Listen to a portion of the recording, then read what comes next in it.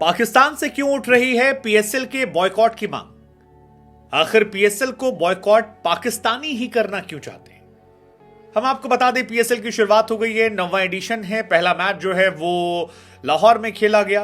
एक जबरदस्त मुकाबला लाहौर कलंदर और इस्लामाबाद यूनाइटेड के बीच में रहा, जहां पर 2021 के बाद पहली बार इस्लामाबाद ने लाहौर को हराया। शादाब खान इसके हीरो थे। गेंदबाजी जबरदस्त की, फील्डिंग जबरदस्त की, कप्तानी जबरदस्त की, बल्लेबाजी जबरदस्त की और शाहीन को चारों खाने चित कर दिया। लेकिन ये तो ग्राउंड की कहानी थी, लेकिन सोशल मीडिया पर एक कहानी और चल रही थी, वो थी बॉयकॉट पीएसएल की।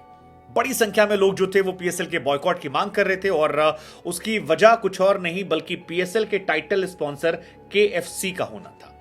केएफसी ब्रांड को लेकर पीएसएल के बॉयकॉट की मांग शुरू हुई और तमाम पाकिस्तानी ये लिख रहे थे कि shame on Pakistan cricket, shame on PCB management, shame on this.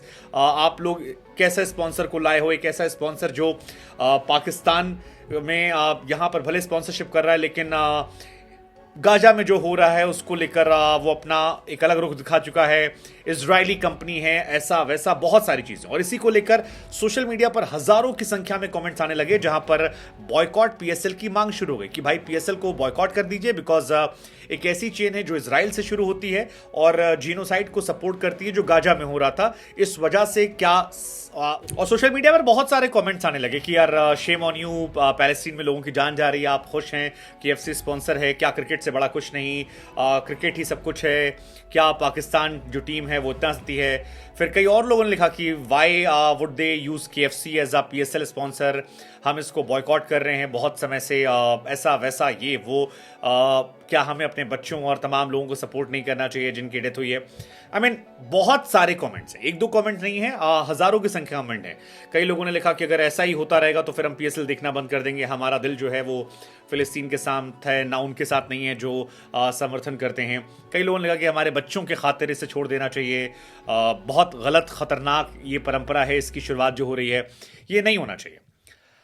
अब इसमें एक बात तो गलत है, मतलब एक तो इसको लेकर दो तरह की बात हो रही है कि एक तो आपको पैसा चाहिए पीएसएल के लिए, तो एक बड़ी कंपनी ने आपको स्पॉन्सर किया है जो बिग बैश को भी स्पॉन्सर करती है, तो वो आपके साथ है। दूसरी बात ये है कि क्या वाकई में केएफसी जो है वो इजरायली है, क्योंकि इजराइल को लेकर पाकिस्तान में एक अलग सेंटीमेंट है। आपको याद होगा रिजवान ने भी जब शतक मारा था तो उन्होंने पैलेस्टीन को अपना डेडिकेट किया था, और शायद इसी वजह से बड़ी संख्या में जो पैलेस्टीन सपोर्टर्स हैं वो क्वेश्चन कर रहे हैं कि अगर पाकिस्तान दुनिया भर में सपोर्ट करता है तो फिर यहां पर क्यों।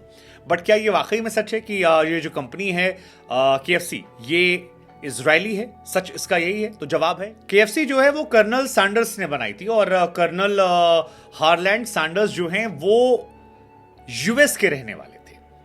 एक दो बार नहीं बल्कि तकरीबन 1000 बार वो फेल हुए थे, 1009 बार कहा था वो फेल हुए थे। 65 साल की उम्र में उन्होंने इसे बनाया था और 165 कंट्रीज में उनकी केएफसी जो है वो चल रही है, जिनकी तस्वीर है। 1890 में उनका जन्म हुआ था अमेरिका के इंडियाना में, जहां उनका जन्म हुआ था, और 6 साल में उनके फादर की डेथ हुई। देन मॉम ने शादी कर ली दूसरी, सौतेले माँ बाप से पटी नहीं, सौतेले फादर से, तो फिर वहाँ चले गए आंटी के यहाँ, फिर सेना में भर्ती हुए, फिर चिकन की वजह से वो कर्नल बने। मतलब बड़ी कहानियाँ उनकी बहुत अलग अलग तरह की हैं कि चिकन बेचने लगे, उनका काम चला, मोटी कमाई होने लगी। फिर एक बार गवर्नर आए थे, उन्हें इनका चिकन जो था वो पसंद आया, फिर वहीं से इन्हें कर्नल की उपाधि मिली और तब से कर्नल सैंडर्स के नाम से जाने लगे। फिर धीरे धीरे इनका रेस्टोरेंट फेमस हुआ, काफ़ी चीज़ें रहीं। बट इसकी कहानी ये है कि ये यूएस का है और अमेरिका पाकिस्तान के रिश्ते तो हमेशा रहे। पाकिस्तान से क्या रिश्ते अमेरिका तोड़े, अमेरिका से रिश्ते पाकिस्तान तोड़ेगा? I don't think it's possible. So KFC is a American brand, it's not Israeli brand.